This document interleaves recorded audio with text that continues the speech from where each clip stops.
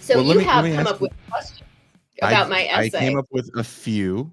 I was Okay. talking because in reading your piece, you quoted a mutual friend of ours, Bertrand Cooper.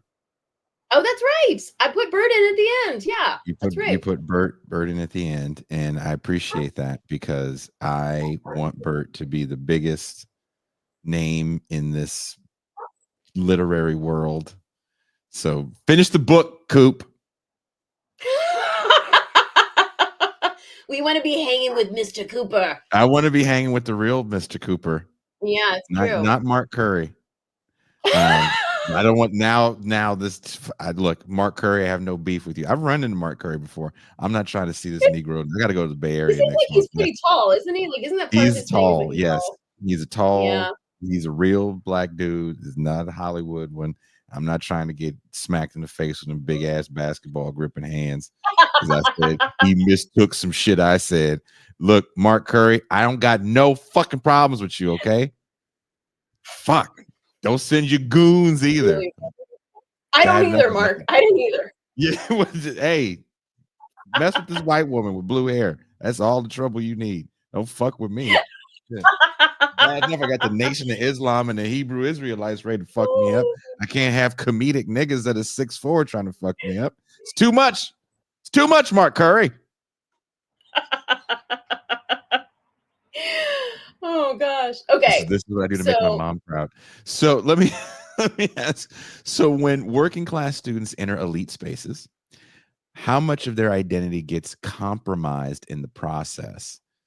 And do they become, or I'll add this to it, do they become polished ambassadors for their communities, or does this process alienate them from their roots? I think both. So first of all, I want to give a shout out to Melissa Osborne, who authored the book Polished that came out about a year ago. So I wrote the Jacobin piece in part responding to their book because they came to WashU. They did this lecture about like the changing demographics at a lot of elite institutions. And when I was there, I went to this lecture because I had noticed that my own students at WashU were changing in demographics, and there are a lot more students from working class and lower middle class backgrounds.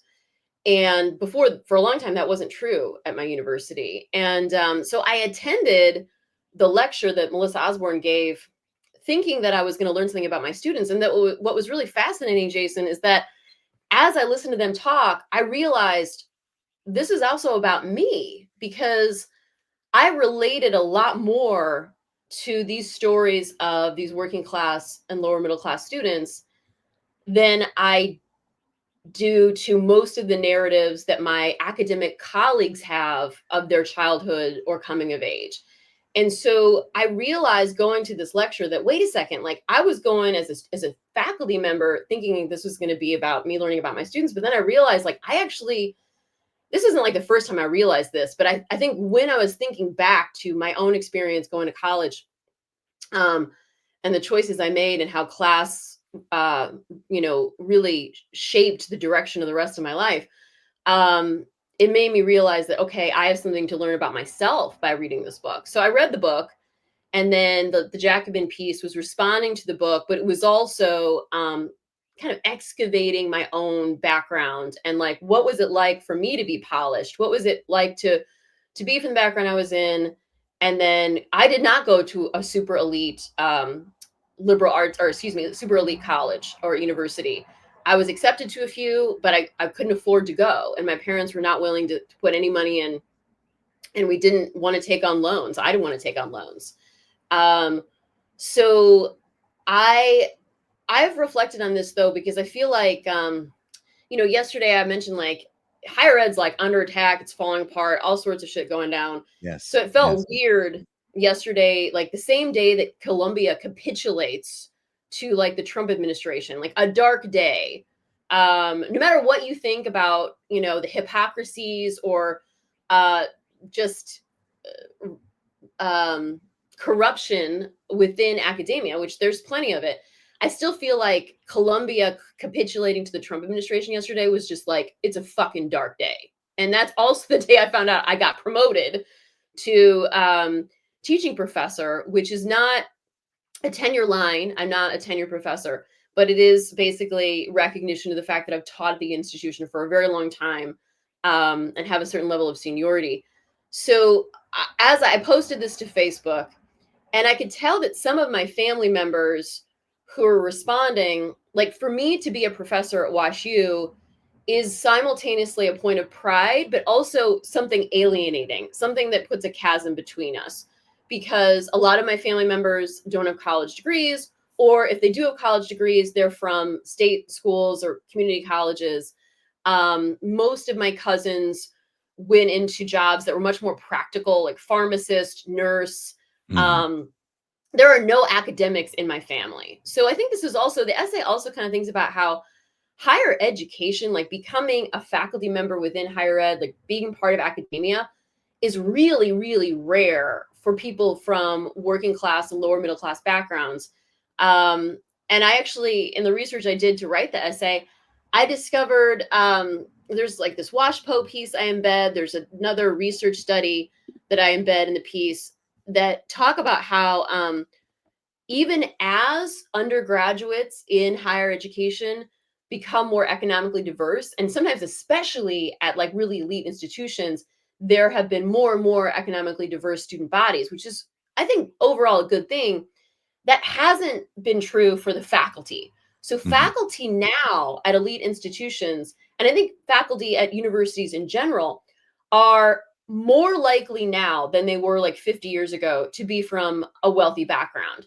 So you have like a diversifying student body, but then you have teachers who are more and more and more likely to be from the upper middle class. So it's really unusual to have someone who's not. And I think maybe even especially in the humanities, because the humanities isn't as lucrative generally as a field.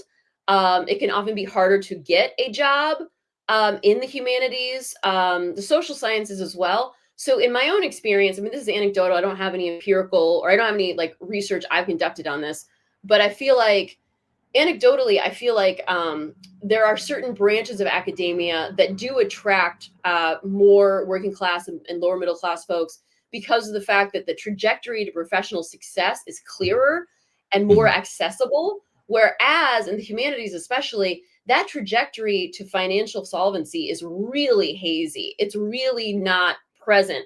So for people who do not come from families that can help subsidize their professional trajectory or help subsidize them when they were in grad school or something like that, um, it can be very, very hard to become established in the humanities. So I I do feel like, I'm really glad you read the quote about the Cirque du Soleil Act, because in a way, Jason, I don't feel like imposter syndrome, like, oh, I'm not good enough. It's not like that. I've always felt good enough. I'm maybe too good, honestly. I've always had an arrogance problem. Like, you could talk to my preschool teacher, you know, after I jumped on Michael Boyd's stomach. Um, but I feel like it's not imposter syndrome so much as it is feeling like I don't belong, because I'm kind of like, this isn't normal. It's not normal to have access to this kind of resource or access to this kind of resource. And the way that a lot of people from these backgrounds talk about all sorts of things, whether or not it's vacation, or whether or not it's going to a wedding, or whether or not it's going to some kind of lavish like 70th birthday party, like it becomes normalized. And so I also feel like, I don't want to get too deep into this, but with the way that our country has become ever more polarized politically, those from wealthier backgrounds who tend to be on the more progressive liberal side, they really often don't know anybody who is conservative. And so there's a way also that, like, I mean, I remember during the COVID pandemic, I would hear colleagues say all the time, like on Zooms and things, like, oh, I can't believe this and this and this. I can't believe people are doing this and this and this. And I was kind of thinking, this sounds like my family. This sounds like what my dad's doing right now. Like, I was Mhm. kind of like, so it, but it was also, it was embarrassing in some ways to be like, oh, yeah, you're talking about my dad. But also, there was a part of me that wanted to defend my dad, even though he was doing some crazy ass shit in terms of COVID precautions. Do you see what I'm saying? So it was like Mhm. there was a way that COVID really um really, I think, magnified some of these class divisions. And these class divisions, as you definitely pointed out earlier, 100% apply also to the Black community. They're not Mhm. just, they don't just apply to white people. They also apply to the Latino community. They also apply to the Black community. So I think that these class divisions really affect the way that we navigate the world. So for me, I do feel like I was upwardly mobile, and that undeniably benefited me. Like, undeniably, I do not feel like, oh, I was polished and I regret getting these degrees. I don't regret getting these degrees. I mean, I like living in a house. I like having health insurance. I like not being financially precarious. But at the same time, I like green space, all the stuff I didn't have in the same way when I was growing up. I love all this stuff. It's great. At the same time, I feel I feel like there's a way that I am, like, I don't know, just like there is a way that my edges are beveled a bit in certain spaces within academia, because they have to be. And so many of my students still today are overwhelmingly from wealthier backgrounds. And so I often find myself like, I know that I'm code switching in a way in terms of how I comport myself with certain friends.